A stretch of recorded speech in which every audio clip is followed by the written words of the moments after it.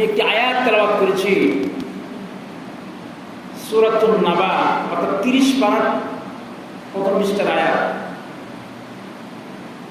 সূরাতুন নাবার একটা আয়াত তেলাওয়াত করেছি, শেষের দিকের আয়াত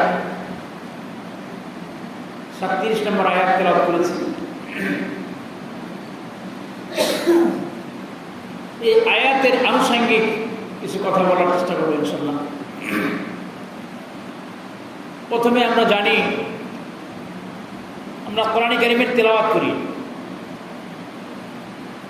কোরআনে কারীমের তেলাওয়াত করার চেষ্টা করি বা করি,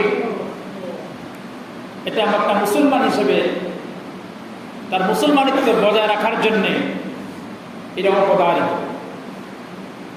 পবিত্র কালামের তেলাওয়াত, দৈনিক পবিত্র কালামের তেলাওয়াত দিনের যে কোনো একটা মুহূর্তে করাটা, এটা একটা মুসলমানিত্ব টিকিয়ে রাখা বহিঃপ্রকাশ। পবিত্র কোরআনের ভিতরে 114টা সূরা আছে, কম বেশি 6666টা আয়াত আছে। এক একটা সূরার মাথা হাতে কিছু আয়াত আছে। কয়েকটি আয়াতের মাথা হাতে যে কোনো একটা উল্লেখযোগ্য ঘটনা আল্লাহ তাআলা বয়ান করছে। এখানে আল্লাহ রাব্বুল আলামিন সূরাতুন নাবা মাক্কিয়া, নাবা সূরার মধ্যে এমন কিছু আলোচনা করেছেন যে আলোচনাগুলা খুব ভয়ঙ্কর, যে আলোচনা শুনলে পুরা সূরার ব্যাখ্যা করা তো সম্ভব না, সময় স্বল্পতা। এই আয়াতের আলোচনাগুলো শুনলে মনের ভিতরে প্রকম্পন সৃষ্টি হবে, হৃদয়ে প্রকম্পন সৃষ্টি হবে। কারণ এই সূরাটা হলো খবর দেওয়া, কি দেওয়া? বাংলাদেশের আনাচে কানাচে বিভিন্ন প্রান্তে যদি কোনো ভয়াবহ দুর্ঘটনা হয়, তবে ভয়াবহ কোনো কাণ্ড ঘটে, প্রচার মাধ্যমে এটা বাংলাদেশের মানুষকে জানিয়ে দেওয়া হয়, যেন তারা ভবিষ্যতে এটা থেকে সতর্ক হতে পারে। এমনি আল্লাহ রাব্বুল আলামিন পুরা জাতিকে এই সূরাটা নাজিল করার মাধ্যমে সতর্ক করেছেন। কি করেছেন? সতর্ক করেছেন। সতর্কতা কি, এটি আল্লাহ তাআলা আলোচনা করবেন। যেমন সূরার শুরুতে আল্লাহ তাআলা বলছেন আম্মা ইয়াতাসাআলুন, অর্থাৎ মিম্মা ইয়াতাসাআলুন, তারা পরস্পরে কি বিষয় নিয়ে আলোচনা করে, তারা পরস্পরে কি বিষয় নিয়ে আলোচনা করে। আনিন নাবাইল আযীম, আল্লাহ বলছেন মহা সংবাদ নিয়ে তারা আলোচনা করে। মহা সংবাদ, বড় সংবাদ, বড় খবর নিয়ে তারা আলোচনা করে। আল্লাযী হুম ফীহি মুখতালিফুন, যে সংবাদ নিয়ে মানুষের মধ্যে মতভেদ রয়েছে, যে সংবাদ নিয়ে মানুষের মধ্যে মত পার্থক্য রয়েছে। আল্লাহ বলেন মত পার্থক্য করে লাভ নাই। কাল্লা সায়ালামুন, অচিরেই তুমি সেই সংবাদ সম্পর্কে নির্ঘাত জানতে পারবে। সুম্মা কাল্লা সায়ালামুন, আবার আল্লাহ বলেন অবশ্যই তুমি সেই সংবাদ সম্পর্কে জানতে পারবা। আল্লাহ তাআলা পরবর্তী বলতেছেন আলাম নাজআলিল আরদা বিহাদা, আমি কি জমিনটাকে বিছানা বানিয়ে নেই? ওয়াল জিবাল আওতাদা, আমি পাহাড় সমূহকে প্যারাক স্বরূপ করে দিয়েছি। ওয়াজআলনাল লাইলা লিবাসা, এবং রাত্রটাকে আবরণ স্বরূপ করে দিয়েছি। এখানে আল্লাহ রাব্বুল আলামিন এগুলা বলার দ্বারা উদ্দেশ্য নেই। আল্লাহ বললেন আলাম নাজআলিল আরদা বিহাদা, আমি কি জমিনটাকে বিছানা বানিয়ে নেই? মানুষ সারাদিন পরিশ্রম করার পর, হাড় ভাঙা পরিশ্রম করার পর, পেরেশানি করার পর একটু শান্তির জন্য কোথায় যায়? বিছানায় পিঠ লাগায়, একটু ঘুমায়, একটু কাইলুলা করে 10 মিনিট বিরতি বিশ্রাম নেয়। বিশ্রাম নেওয়ার দ্বারা তার কষ্ট, ক্লেশ, দুঃখ, দুর্দশা কিছুটা লঙ্ঘন হয়। তো আমার আল্লাহ বান্দাকে বলতেছেন, বান্দা তুমি বিছানাতে পিঠ লাগায় ঘুমাইতেছ, আরাম করতেছ, তোমার তো বিছানা হওয়া উচিত ছিল কবর। তোমার কবরের বিছানা নিয়ে চিন্তা করার উচিত ছিল আমরা দুনিয়ার মাঝে এত সুন্দর সুন্দর সুন্দর তুষক জাজিম এগুলা বিছাই নিজের জীবনের শান্তির জন্য গড়ে কত আধুনিক ফার্নিচার নিয়ে আসি।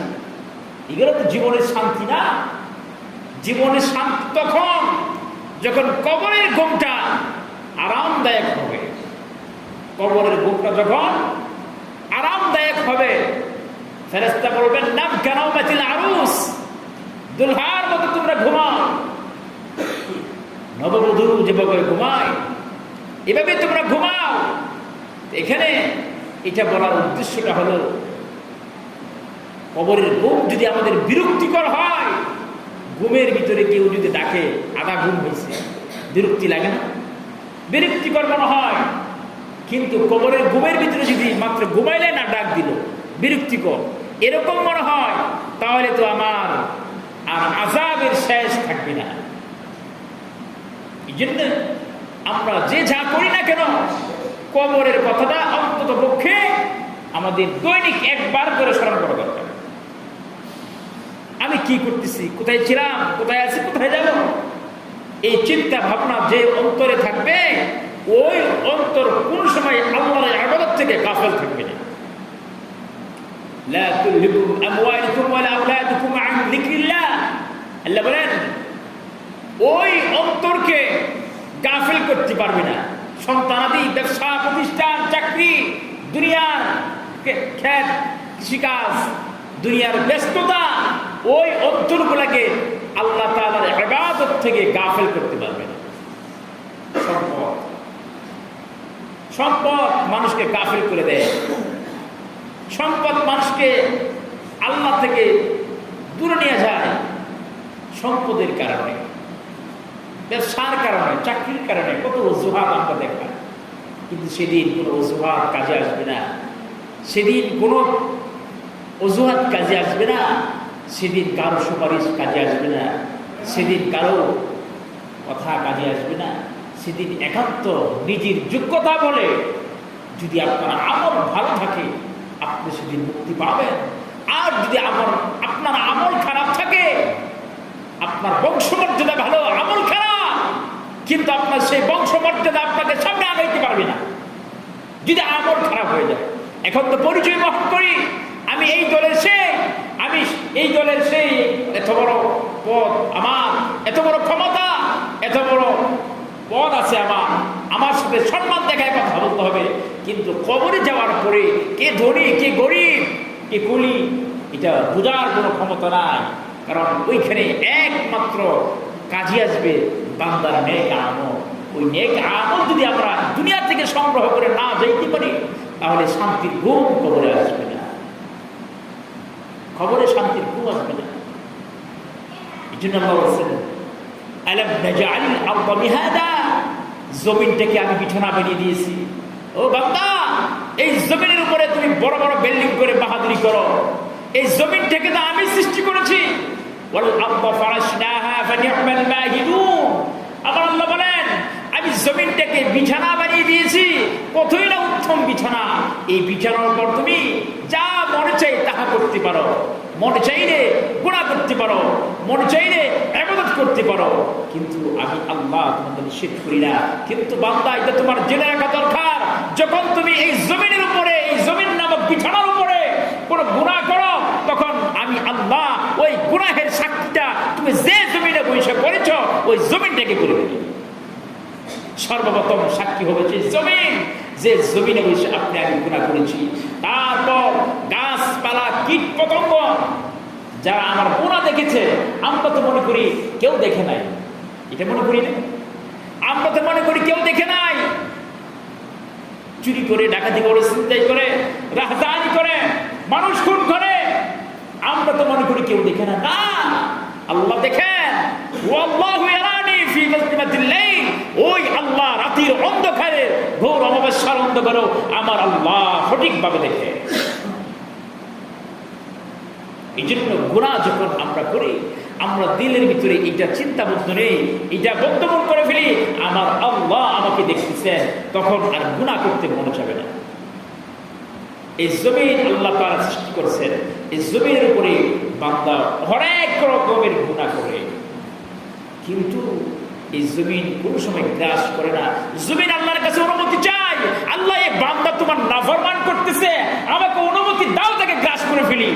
আমার আল্লাহ বলেন না, দিনের শেষ প্রান্তে আমি আল্লাহ তার জিহ্বার দিকে তাকিয়ে আছি, যদি সে তওবা করে।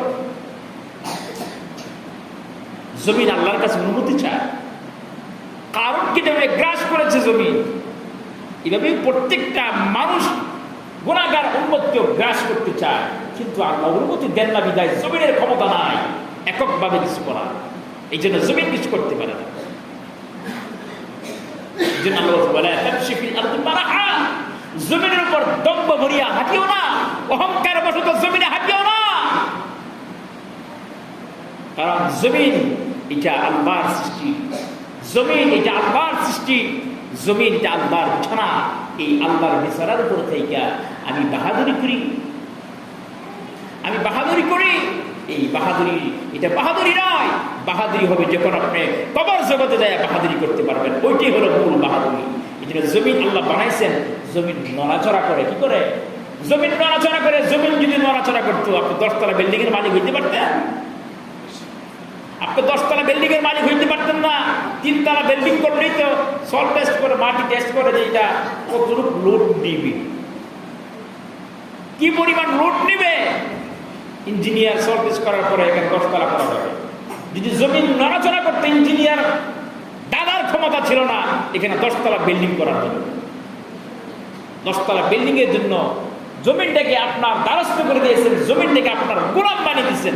জমিন আপনার খেদমতে নিয়োজিত, জমিন সদা আপনার খেদমতে নিয়োজিত, আপনার খেদমত করে আপনার কল্যাণে সে নিয়োজিত।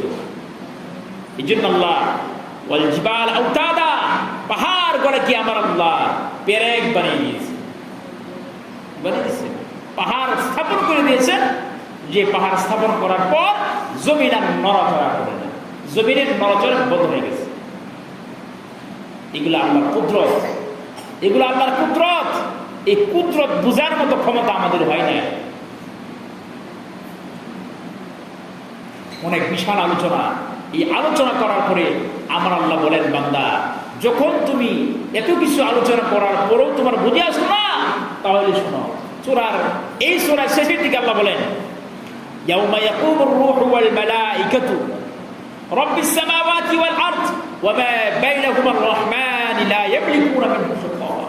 আমার আল্লাহ শেষের দিকে বলতেছেন, যিনি আসমান জমিনের প্রভু, যিনি আসমান জমিনের রব, যিনি আসমান জমিনের প্রতিপালক, যিনি আসমান জমিনের খোরাক যোগান, সেই সত্তা বলতেছেন ওয়া মা বাইনাহুমার রাহমান, আসমান জমিন এবং এই মধ্যবর্তী স্থানে যা আছে সকলের প্রতিপালক কে? আল্লাহ। আল্লাহ সবার প্রতিপালন করেন। যখন যার যে জিনিস প্রয়োজন আল্লাহ তখন তাকে সেই জিনিস সরবরাহ করে তার প্রয়োজন মিটিয়ে দেন। এর নাম হলো রব আর রহমান। লা ইয়ামলিকুনা মিনহু শিতাওয়া। যেদিন আল্লাহ আপনাকে আমাকে আসামির কাঠগড়ায় দাঁড়া করাইয়া দিবেন, কারো কোনো ক্ষমতা থাকবে না, কারো কোনো অস্তিত্ব থাকবে না আল্লাহর সামনে টু শব্দ করা। এখন তো ক্ষমতার বাহাদুরি করি, আমি এই দলের এ, আমি সেই দলের এ, আমাকে চিনো, আমি এত বড় ক্ষমতাশীল, আমাকে চিনো, আমি এত বড় কোটিপতি, আমাকে চিনো, আমি এত বড় ক্ষমতার মালিক। আল্লাহ বলেন লা ইয়ামলিকুনা মিনহু শিতাওয়া। জমিনে বহুত বরাদ্দ দেখাইছো, আজকে টু শব্দ করার মতো তোমার কোনো ক্ষমতা নাই। এটা একটু চিন্তা করা দরকার, একটু মেধার ভিতরে আনা দরকার, মস্তিষ্কে, সুস্থ মস্তিষ্কে চিন্তা করার প্রয়োজন। বিষয় হলো এইগুলা। লা ইয়ামলিকুনা মিনহু শিতাওয়া। সেদিন সম্বোধন করার জন্য আল্লাহকে সম্বোধন করে অনুমতি চাবেন কথা বলার জন্য, এই সাহস কারো থাকবে না। উম্মতের কোনো আম্বিয়া কেরামের থাকবে না। হযরত আদম আলাইহিস সালামের কাছে যাবেন, উম্মত যাবে আদম আলাইহিস সালামের কাছে, ওগো আমাদের পিতা, আদি পিতা আদম, আপনি আমার ভুলের কারণে, আমাদের গুনার কারণে আমরা শাস্তি ভোগ করতেছি, আপনি একটু আল্লাহর কাছে সুপারিশ করেন না। তিনি বলবেন, ও জাতি, আমি তো আল্লাহর হুকুম অবাধ্য হয়েছি, আমি তো আল্লাহ নিষেধ করেছি ওয়ালা তাকরাবা হাযিহি শাজারাতা ফাতাকুনা মিনাল যালিমিন ফাআযাল্লাহুমা শাইতান। তিনি বলবেন আল্লাহ আমাকে ওই গাছের কাছে যেতে নিষেধ করেছিলেন, কিন্তু শয়তান আমাকে ধোঁকা দিয়ে গাছের কাছে নিয়ে গেছে। আল্লাহর নির্দেশ অমান্য করেছি, আমি আল্লাহর কাছে সুপারিশ করার ক্ষমতা পাবো। শেষে যাবেন ইব্রাহিম আলাইহিস সালামের কাছে, উনি বলবেন আমি মিথ্যা বলেছি। ক্বালা ইন্নী সাকীম, যখন আমার জাতি মূর্তি পূজায় ব্যস্ত ছিল তখন আমি রোগাক্রান্ত ছিলাম। এখানে তিনি অসুস্থ ছিলেন, মানসিকভাবে অসুস্থ। ওনার জাতি, ওনার জন্মদাতা পিতা মূর্তি পুজো। এটা সন্তান হিসেবে সন্তানের মনে আঘাত লাগে না? আঘাত লাগে যখন তাকে বলা হয়েছে হুজুর চলেন আমরাও আপনাকে নিয়ে আজকে মূর্তি পূজা করতে যাব। তখন তিনি বললেন আমি অসুস্থ, তোমরা যাও। অথচ তিনি অসুস্থ, শারীরিকভাবে ফিটনেস ছিলেন, সুস্থ ছিলেন। তিনি অসুস্থের কথা বলেছেন, এই জন্যে তিনি মানসিকভাবে অসুস্থ। এত দাওয়াত দিলাম, এত আল্লাহর আযাব গজবের ভয় দেখাইলাম, তবু আমার উম্মত আমার কথা মানতেছে না। তখন তিনি মানসিকভাবে বিপর্যয় ছিলেন, অসুস্থ ছিলেন। এই জন্য তিনি বলেছেন আমি অসুস্থ। এই কথা বলার কারণে তিনি বলবেন আমি মিথ্যা বলেছিলাম, এই জন্য আমি আল্লাহর কাছে সুপারিশ করার ক্ষমতা রাখবো না। এই তিনি বলে দিবেন। জাতির পিতা হযরত ইব্রাহিম আলাইহিস সালাম বলবেন যাও শেষ নবীর কাছে যাও। তিনি সিজদারত অবস্থায় থাকবেন। ফাতাহাজ্জাদ বিহি নাফিলাতান লাক আসা আইয়াবআসাকা রাব্বুকা মাকামান মাহমুদা। আল্লাহ তাহাকে মাকামে মাহমুদ দান করেছেন। ওই নবীর কাছে যাও, ওই নবীর কাছে গেলে একটা ফয়সালা হবে, একটা ফয়সালা হয়ে যাবে। যাও, উম্মত যাবে, যায় বলবে নবী গো বুঝি নাই দুনিয়াতে ভুল করে ফেলেছি, এখন তো আসামির কাঠগড়ায় দাঁড়িয়েছি, আপনি উকিল হয়ে আল্লাহকে কি সুপারিশ করেন? আল্লাহ বলবেন ঠিক জায়গায় আসছো, ঠিক জায়গায় এসেছ। শাফিউল মুশাফফা ফিল মাহশার, নবী বলেন আমার নবীকে এমন ক্ষমতা দেওয়া হয়েছে, এমন সুপারিশের ক্ষমতা দেওয়া হয়েছে যে সুপারিশ আল্লাহ গ্রহণ করবে। সুবহানাল্লাহ। সালমা তুতা, আল্লাহর নবী বলেন, আল্লাহ বলবেন আল্লাহকে নবী গো আমার হাবিব আপনি বলেন যা বলবেন, আপনি চান আমার কাছে যা চান, আমি আল্লাহ আপনার চাওয়া পূর্ণ করতে প্রস্তুত হয়ে আছি। আয়েশা রাদিয়াল্লাহু তাআলা আনহা বলেন ওগো আমার প্রিয়তম স্বামী, আমার স্বামী গো আমার আল্লাহর কাজ হলো আপনার মনের ইচ্ছে পূরণ করা। সুবহানাল্লাহ। কি আয়েশা রাদিয়াল্লাহু তাআলা বলেন আল্লাহর কাজ হলো তার হাবিবের মনোবাঞ্ছনা পূরণ করা। সুবহানাল্লাহ। দেখেন আল্লাহ তার হাবিবকে কত ভালোবাসেন। ওই হাবিব হলো আমাদের নবী, ওই নবী হলো আমাদের নবী। আমরা সেই নবীর শ্রেষ্ঠ উম্মত, শ্রেষ্ঠ জাতি। কিন্তু আমাদের কর্মগুলোর দ্বারা কি শ্রেষ্ঠত্ব বহন করে? আমাদের কর্মের দ্বারা কি আমরা শ্রেষ্ঠ এই জিনিসটা বুঝাই? আমাদের কথায় শ্রেষ্ঠত্ব নাই, আমাদের কর্মে শ্রেষ্ঠত্ব নাই। শ্রেষ্ঠত্ব তো দূরের কথা, শ্রেষ্ঠত্বের কোন চিহ্ন নাই। আমাদের কাজে নাই, কথা নাই, আচরণে নাই, লেনদেনে নাই, পোশাক আশাকে নাই, সংস্কৃতিতে নাই, শিক্ষা দীক্ষা নাই। কোন দিকে আমাদের এই নবীর আদর্শের কোন সংস্কৃতিকে আমরা গ্রহণ করতে ইচ্ছুক না। এই নবীর কাছে আপনি আমাকে পাঠানো হবে কিয়ামতের দিন। ওই নবী যদি দেখে, যাচাই বাছাই করে দেখে এটা তো আমার উম্মত, কিন্তু আমার উম্মতের মতো তো মনে হয় না।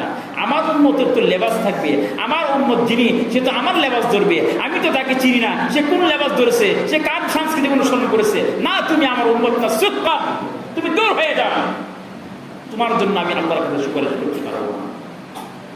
কিন্তু যদি দেখে না এটা আমার উম্মত, সে আমার লেবাসদারি, সে আমার চারিত্রিক গঠন, সে আমার চরিত্র গঠন করেছে, সে আমাকে অনুসরণ করেছে, সে আমাকে ফলো করেছে, সে আমার জীবনে মরণে সর্বক্ষেত্রে সে আমাকে প্রাধান্য দিয়েছে, আমার নবী বলবেন আসো তোমার জন্য আল্লাহর কাছে সুপারিশ করি, আল্লাহ সেই সুপারিশ কবুল করবেন। এই জন্য একটা শেয়ার করেছিলাম, একটা কবিতা আবৃত্তি করেছিলাম। কবি বলেন বড় মুহাম্মদ মে রাসালাম সব সালাম, আমি মুহাম্মদ সাল্লাল্লাহু আলাইহি সাল্লামের উপরে হাজার দুরূদ পাঠ করলাম, হাজার দুরূদ প্রেরণ করলাম। আর রাসূলে মুজরিমা শাফি ইয়াউমুল কিয়াম, যে ওই নবী যে নবী উম্মতের কান্ডারি হয়ে কিয়ামতের দিন উম্মতের জন্য সুপারিশ করবে। সুবহানাল্লাহ। এই জন্যে আয়াতের ভিতরে যাইতে পারলাম না। আল্লাহ তাআলা বলেন ইল্লা মান আযিনা লাহুর রহমান ওয়া ক্বালা সাওয়াবা, আল্লাহ যাকে অনুমতি দিবেন সেই শুধুমাত্র কথা বলতে পারবে। আর সেই অনুমতিটা আপনি আমার নবী দুরূদ আলাইহিস সরদার জনাবে রাসূলুল্লাহ সাল্লাল্লাহু আলাইহি ওয়াসাল্লাম কি দিবেন। এই জন্য আসুন আমরা নবীর আদর্শবান হয়ে নিজের কি গঠন করি, নিজের সমাজটাকে গঠন করি, নিজের চরিত্রটাকে গঠন করি শুধু নবীর আদর্শে, অন্য কারো আদর্শে নয়। আল্লাহ তাআলা আমাদেরকে তৌফিক দান করে বলি আমিন।